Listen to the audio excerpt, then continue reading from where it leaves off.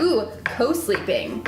Yes or no? Yes and yes. And I don't judge anybody who puts their kids in cribs, because I know from Heather's experience, I know that she's done both. Mm-hmm. And I know with me, this is how we grew up. My mom, we close up with my mom. I don't remember any cribs in our house ever. Well, I'm the youngest, so I don't remember. But I know that we didn't have any cribs. We just slept with, grandma or, my mom and stuff. And so it was just a natural progression. We were a big family, and we just, everybody fell wherever they were, wherever they were. And with Charlotte and Ava, I co-slept with Ava just because it's how I grew up. But with Charlotte, I was like tempted to do I had a crib, but we just didn't use it. Just the same with Ava, I had a crib. She mainly napped in it. But with Charlotte, I find I get more sleep if I co-sleep, because if she wakes up, just nurse her right back to sleep and she stays asleep. So I get more sleep co-sleeping. I've got more sleep with her than I ever did with Ava, trying to put her in a room by herself. And plus, I think for me and my personality, the older I get, it's just, for me, it's more natural just to have your baby there, because they're babies. They can't really fend for themselves. They want it. I believe that babies should eat on demand. If they're hungry, they're hungry. It's just my philosophy that I've kind of. It's like that tribal kind of parenting kind of thing, but it's not extreme tribal. I'm just but that's just my philosophy. I think everybody should try co-sleeping. If they just I told Myia that she should do it, and she was really nervous about sleeping with the baby. I was like, don't do it at the beginning when they can't lift their head. I was like, put them by themselves. But when they're bigger, you can get more sleep if you're nursing through the night. So my first 4 children were all put onto a sleep schedule, and she had them like that. Because that's my personality though too. I thrive in a structured environment. I was so jealous too. I'm like, they want to go to sleep. They love their crib. The thing is though, is that with my first 4 kids, it just naturally worked for them. I'm not a cry it out mom. I can't handle it. I think if my kids are crying, they need something. That also seems logical to me. Yeah, don't judge anyone who does the cry out method, because you're going with your bad self. Yeah. But I can't do it. It's like a physical pain for me, and I'm just over here like, oh, they need me. I'm like rocking in a corner. She's still crying. Although that's not true. With my second one, we did try this. I remember sitting on our bed too, in our bedroom, and my husband had a timer. And he's like, wait 5 minutes, and I was like, okay. How many minutes? He's like, 10 seconds. So you have to keep going. But I think I only made it like one night, and then after that, I was like, I'll just go hold her. Yeah. But I did a sleep schedule with my kids, and they were sleeping through the night, like 5 and 6 weeks old. They were sleeping through the night, and it was easy. And then with my 5th one, I don't know. He just didn't. I think also though, let me just say that when I had Michael, my oldest daughter, she was 9 when I had him. And I remember just kind of sitting there and looking at her and just thinking, wow. I mean, I know people always say, it goes by so fast. It goes by so fast. And it's so cliche to us, because when you're in the throes of parenting, you're like, really? Because it's not going by fast enough, because I just need a break. So when you're in it, you can't see that. But I had like this really amazing opportunity where I think that God just gave me this like all-encompassing vision of my family. And I saw my 9-year-old and was like, wow, that really did go by fast. I've been a parent for almost a decade, and I had my first 4 kids just back to back. They were all, my 4th one was born and my oldest one she was in kindergarten. So they were really close together. But my 5th one came, and I really was able to see the beauty of the time that we have, and I really understood the concept of enjoy it while it lasts. Even the middle of the night stuff, I was just like, wow, this time is so precious, and it goes by so fast, and you can't get it back. You cannot rewind time. So I can never go back and change any of the choices I made, the first 4 times of parenting. But with my 5th one, with this like unique perception that I really think that God has blessed me with, this unique perception, I'm able to see like, you know what? This temper tantrum he's throwing, I'm going to sit over here and I'm going to wait it out. And I'm not going to take it personally, because he's 2, and that's just what 2-year-olds do. And I'm just going to sit here and wait and remember, 10 years from now, I'll be like, oh, I really miss those times where he just would crawl in my lap. Or I miss the little like chubby fingers that grabbed everything, and it's annoying. I know that it's annoying at the time, but later you're just like, oh, it was so cute, all the little like things that they, I don't know, and their little laughs. So Michael still sleeps with us. He's 3 now, and he still comes in there. We're actually trying really hard to put him in the room with all the big kids, but he comes in there. And honestly, my husband and I both, we love it because my husband loves it more than I do, though. John loved it more than I did too. Because I really do like to sleep, but I know that I'm gonna miss it. I know that when he grows up, and even when he's like 12, I'm gonna miss it. I'm gonna be like, man, I just miss when you were little. And they are so precious when they're sleeping. I mean, how many parents sit there and watch their babies while they're sleeping? I like my kids way better. And if they slept next to you, you can just be like, oh. I remember, I did kind of co-sleep with all my kids in the beginning. And I remember when Hannah was a newborn, I had a flashlight and I would just shine a light on her. And I would lay next to her like, oh, you're so beautiful. That's some Love You Forever kind of book. Like that book. That's her. So anyways, co-sleeping, I've done it not, and I have done it. I've done it, and it's, both work. Yeah, they do. What's best for you. True. But. It's true. Okay, what's next? Okay. Let's see here. Say hey, Auntie Heather. Give me a kiss. Thank you. Aww. I like you.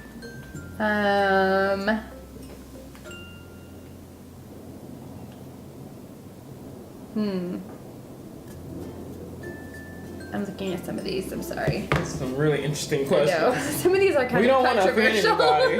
We don't want to offend anybody. I'm trying to skip the controversial questions. Okay, let's talk about kids and screen time. This is one of my favorite topics. Okay, so let's see. Here's the 3 options. I don't allow screen time at all. I'm cool with it. Computers are the future. I set limits and schedule time for devices.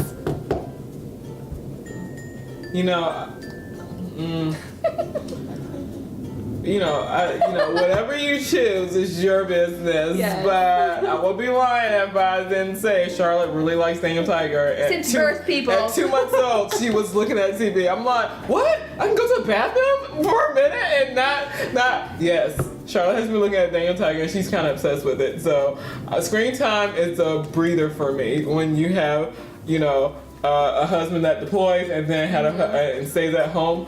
Stays at work a lot of the times, and John's shift changes, so he'll have a midnight shift or a middle of the day shift. I'm like, go watch a movie. And I remember, even when Ava was younger, she was addicted to this one Barney VHS set tape, and I remember just needing a break, and I invented room time. She has to go in her room for an hour a day, and she can't come out. She just plays, colors, and I used to tell her, I was like, Barney has to rewind 3 times before he come out the room, and she would watch, but it was numbers, so she was learning people. It was homeschool. Okay, and so I'm not a big. Now that she's older, yes, I do restrict some things she can watch, but for the most part, my rule is usually before 3 o'clock on a weekday, on a school day. She has to watch educational shows, and then after 3 o'clock she can watch her junk TV. But I kind of set limits that way. But for the most part, she's learning while she's watching. That's my theory. Yes. So let's see how honest I should be here. Tell them Grace, tell them when you first Grace, and then now, because so she has definitely evolved. When Grace was born, actually, so she never watched TV. She really didn't. I just didn't see a purpose in it. She grew up in the country, y'all. And then actually, yes, when my husband left for a deployment, we went and stayed with my dad, who did not have TV. So we just read books, and she played, and it was great. And then I remember, I can't remember if he hooked up TV for me or what happened, but VHS Barney came into my life. And I remember putting it on one time to take a shower, and Grace was like, she wasn't even 2 yet. She was pretty little. And I took a shower, and she stayed there on the couch watching the movie the whole time, and I was like, what? Yes! So you've been missing out. So then I was pregnant with my second one, And in the first trimester, you're just exhausted. And I remember I'd go in her room. I don't know how we got a TV. I don't remember how we got a TV in there, but the TV got in her room. And I'd put Barney in, and I would just curl up behind her, and I'd fall asleep, and then it'd be over, and I was like, let's just play one more time. And then fall back asleep. So that was Grace. And I really tried, like 2 hours a day. I was like, okay, we got to keep it 2 hours or less. No more than that, because somewhere, somehow, somebody did a study, and it's going to make you stupid. And I believe that study.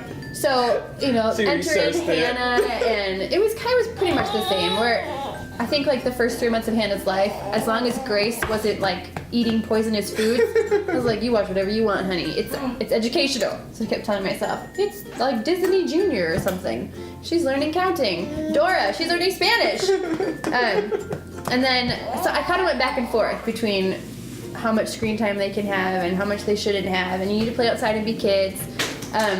And then I decided, where's the research, people? Show me the research that tells me that my kids are going to be stupid or have ADD if they watch TV for more than 2 hours a day. Because I'm not seeing it. Because iPads weren't around when I was a little kid. So, and all these educational shows. I mean, we watched Rainbow Bright and He-Man. It's not the same now. So I decided, we will be the test subjects, and I will let my children watch as much TV as they want. And let's be honest, I don't even know if they watch anything educational right now, unless we're having school time. Yeah. Which sometimes school time involves Bill Nye the Science Guy. Mm-hmm. It involves the Magic School Bus. Netflix Homeschool Day. Yep. Y'all need to try that. Word World. Super Y. I can tell you all of them. So I don't know. We let and too with our oldest kids. Especially my oldest daughter, she just got a TV in her room. Something I swore I would never do as a parent. My child will never have their own TV. I got over that. Yeah. So now she's in there. I don't even know what she's watching. She binge watches I Love Lucy, or I don't know. But I trust her judgment. She's really trustworthy. But she doesn't watch anything educational. But I also decided that she's past the formative years, so I think she's formed in there. I hope. So we'll find out if I'm damaging my children. But then it'll be too late. I can't change it, so. And they have to pay for therapy on their own. Embrace it, I say. And now I take an iPad with me everywhere. Me too. Myia introduced me to PBS Kids. I download every app everywhere, and we watch it. Changed my life. I don't know how I could drive in a car without an iPad. I don't know. I would go crazy. Michael is my first kid to use an iPad. Really? My fifth child. Because I was so no technology. You have to learn how to play outside and read a book and play a game. But then Michael came along. I always joke that Michael broke me. Yeah. Because he was the first kid I co-slept with. He was the first kid I let have technology at I don't even know. He was 2 days old maybe. I just oh, Michael broke me. I also let go of all of the food things where I'm like, you guys can have hot dogs. Go ahead. Whatever. Just eat food and leave me alone. But yeah. That's good. She has evolved. Yeah, now we get along a lot better. Evolved or devolved. However you want to look at it. Okay, let's just do one more. Okay. And then, let's see. We already talked about that one. Let's do epidural or no epidural. What? No. That's dumb. Epidural, if you all want to know. I did 2 without, 3 with. There you go. Who will teach your kids about sex? I like this one. We already did. I know we already did. Let's skip it. Okay. Ooh, how is your sex life? Is that a real parenting question? No, let's skip that one. Okay.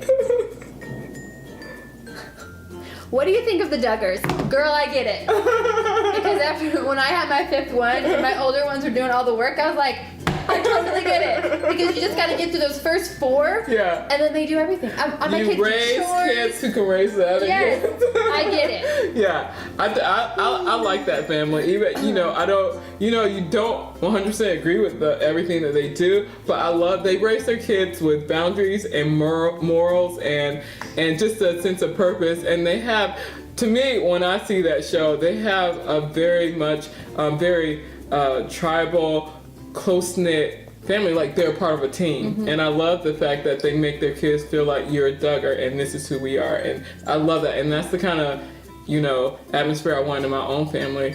On a much smaller scale. On a much smaller scale, yeah. 19 kids. I could just see you having 19 kids. Yeah. She'd be over in a corner rocking. Yeah. Or you have to move in. No. I think I could do it because it would be like camp. but I don't think I want to birth Okay. 19. I don't want to birth 19 kids. I just want to. She had twins? Yeah. She had 3 sets. Did she have 3 sets? I don't know. But I love their teamwork kind of thing. I love that. Let's do this. Do you judge other parents? Okay, I do not. Only if you're doing something really horrible. That's the only time I judge you. But Like taking a machete to your kid. I don't judge you. I judge your actions, which is totally fine and allowed. Your actions, if they're bad for the kid, you should be doing them. It's such a psychologist thing. Yeah, it is. I don't judge you. I judge your Because actions. got 7 years of therapy under my belt. Just I take that as I'm very prideful. I'm very prideful in my therapy because I've learned a lot about myself. Go ahead. Do you judge parents? all the time. Yes, No, she I'm does. just kidding. She does. She does. No, I don't. And I'll tell you why I don't. Because I don't think it's logical to judge people. No, but really, so I think that you're different than I am, and you're different from me, and your husband is different. We all grew up in different environments. We all come from different places. We all have a different thought process. We all have a different method. We all have things that work differently for us. You know, I'm structured. Maybe you're not structured. So since we're all different, I think that it's unfair and, like I said, illogical to judge someone else because I don't know why you're doing what you're doing. But I do know, or it's pretty safe to bet, that you love your child or your children and just as much as I love my children, and that you just want what's best for them, just like I want what's best for my children. So your decisions are probably coming from a place like that, and so are mine. Just because they're different, it doesn't mean that you're worse than I am or you're better than I am. It just means that you're different, which I think is like it's the beauty of humanity. We're all different, and I think that's great because when you're with people who are different than you or different from you, that's how you can grow, because you know that whole iron sharpens iron. Mm-hmm. So when you're together and you're different, maybe you're challenged to become better, or maybe you're like, wow, you know, even if you don't like what's happening between a parent and their child, it's something that you can take for yourself, and you can say, yeah, I don't like that. I don't think I ever want to do that with my own children. It doesn't mean that you're judging that parent, though. It just is you're taking something from what they're doing, good or bad. So that's good. I don't judge people, but like I said, or like just with the machete, if you are in the street and you have like a gun pointed at your kid, or you got a machete up over their head, I will judge you and call CPS and probably yell at my window or take a She'll gun. probably hit you with her minivan. I will hit or her you and bus. take your child and love that baby. Yeah, this is the same thing she said to me when when I used to judge John because he didn't do things my way. She said it's the exact same conversation, and it really did help me to really respect his process of doing his parenting thing, because I used to be like, wait, it's not the way I do it, and I used to judge him so much. I'm better now. Remember therapy? but it's therapy in this woman. She helped me to see things from a different perspective, and she said, Myia, do you believe that John loves your Ava? I was like, of course he does. She was like, do you think he would put her in harm's way? I'm like, no. She's like, well, then that's okay, except that your house will be trashed, but he will keep her alive. And she's gonna watch inappropriate television and eat junk food. Yeah, and But you're having a good time over here. She really helped me to really let go, because I had a hard time, trusting someone who didn't do it the way I did it. And so I don't judge John as much anymore. As much. I'm still on therapy, people. I'm just playing. Oh, therapy. I got Jesus and my friends. And the occasional glass of wine. She's not a fan of therapy. I love it. So we balance each other out. We balance each other out, because I go, Heather, how do you feel about that? And she's like, I don't have feelings. Yeah. I don't have feelings. Who has time to feel anything? I got too many kids. I'm just kidding. I know, you do. I feel things. Yeah. Just really deep down. She does. But Push she's them good. deep She's down. good at she doesn't just push them down. She processes them and then pushes them down. So she's not in denial. She knows that, I might have a problem in that area. I'll deal with it. Let's talk about this. Let's psychoanalyze me. Okay. Thanks, guys. See you later. Bye. Bye.